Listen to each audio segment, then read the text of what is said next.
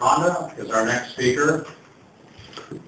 A phenomenon has circled the globe over the last dozen or so years, and it came to a conclusion of sorts this last week. What could it be?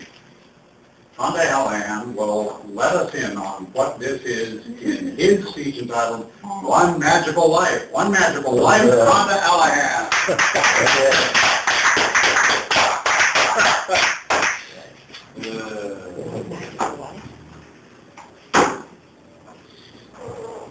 Dirty Harry Potter.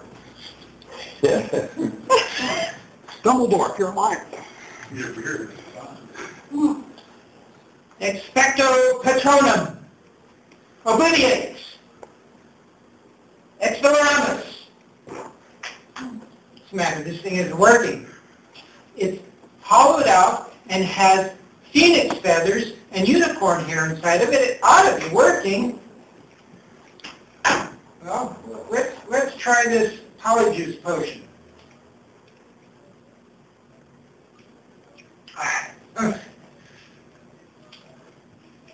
Nothing's happened. What's the matter here? Mr. Toastmaster, fellow muggles, I think the problem might be we're muggles, and we don't have magical powers. By the way, how many of you know what a muggle is? I can see who among you has fallen under the spell of Harry Potter.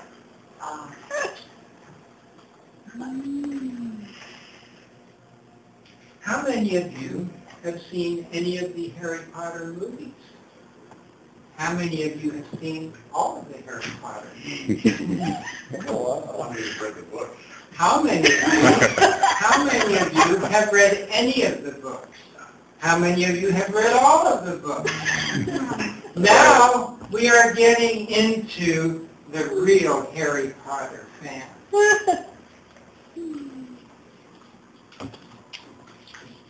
J.K. Rowling, English author extraordinaire, got the idea for these stories on a train ride from Manchester to London in 1993.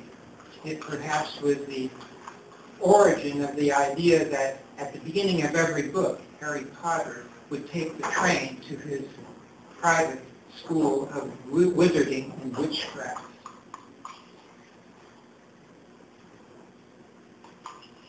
Known as Hogwarts. In 1997, she had her first book published. It was rejected by several publishers initially, but became a hit. The first book, Harry Potter and the Philosopher's Stone, in this country known as Harry Potter and the Sorcerer's Stone, was very popular. I bought the book when I was visiting Canada that year, and I had the original title, The Philosopher's Stone. It caught me, and it caught millions of others. The following year, Harry Potter and the Chamber of Secrets came out. The year after that, should put this where everybody can see, Harry Potter and the Prisoner of Azkaban. After that, the next year, Harry Potter and the Goblet of Fire. Then came Harry Potter and the Order of the Phoenix. I didn't get all hardbacks. The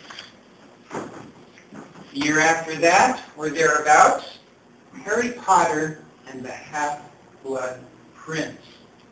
And finally, in 2007, 10 years after the publishing of the first book, the final chapter in the saga, Harry Potter and the Deathly Hallows. 4,000 pages, translated into 67 languages, 400 million books sold. Here are 7 of them. Each year, Well, what's so special about this story? It is a saga that encompasses love and hate, loss and redemption, good and evil, all the fundamental themes of life, mixed in to the growing adolescence of the title character, Harry Potter and his friends. Each book chronicles one of the 7 years that Harry Potter spent in his school of wizardry and witchcraft at Hogwarts, starting at 11 years old, his first year in school, and ending with the year of his graduation at age 17. He travels to this school every year, somewhere in the mountains of northern England. We don't know where, we can't know, because the school is veiled from us non-magical folk, us muggles.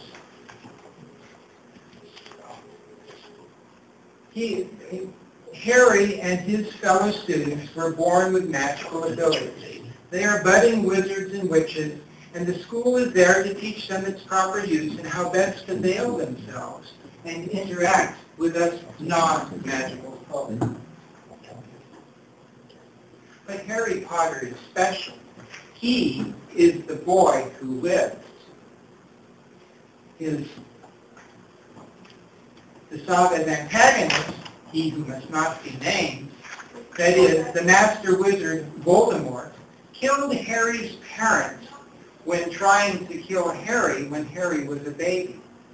The attempt backfired and nearly destroyed Voldemort. This is no spoiler alert. This happened years before the beginning of the first book. Harry starts out the story as an orphan. In each book, Harry Potter faces his antagonist in increasing degrees of stress and challenge. It is only by the 4th book, The Gauntlet of Fire, that Harry actually meets Voldemort in person. And by the last book, the final battle ensues. How it turns out, how protagonists turn out to be antagonists in turn out to be protagonists, is the story that is weaved together and leaves you on the edge of your seat. It is engaging and a real page turner. The story has been billed as a young reader's saga, but the themes extend beyond the category. While the books have made millions of children and youth into readers, they have entranced their parents and other adults as well. Soldiers in Iraq and Afghanistan have read the books in order to be in communication and shared experience with their children back home. President Obama has read the books along with his daughters. And for that matter, I've read the books along with my youngest son, who, at least in the initial stories, mirrored the age of Harry Potter in the books. Since then, my older sons, their wives, my wife, cousins, aunts, and uncles have taken to reading the stories. There are those who have faulted the books for its focus on magical worlds of wizardry and witchcraft. How blasphemous, they would say, that witchcraft is discussed. Not knowing or having read enough to find out that the author, J.K. Rowling, is highly committed to tolerance and community. The fellow students of Harry's reflect the real melting pot that England has become, like the United States, with Indians, Chinese, and African children of immigrants attending the school along with native white English.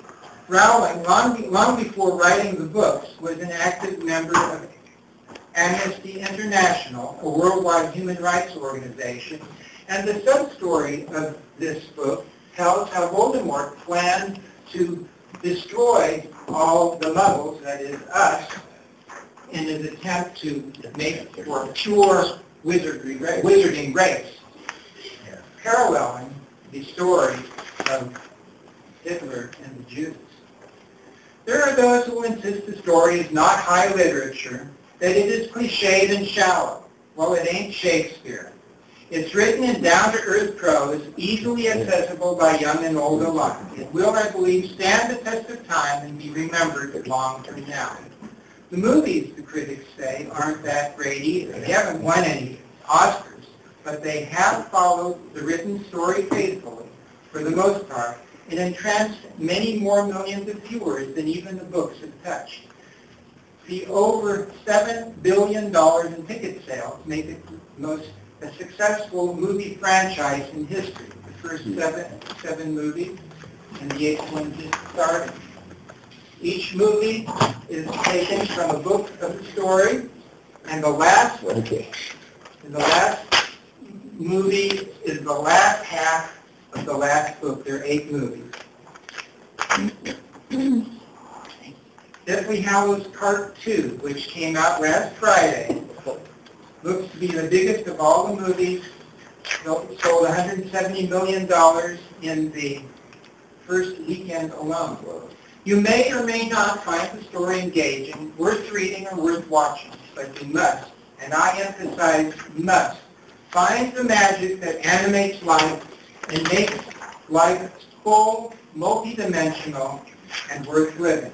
That is the real message of the Harry Potter stories, or of any saga that encompasses life, death, love and hate, good and evil, loss and redemption. Look for your great story in the magic of your own life. Oh, yeah.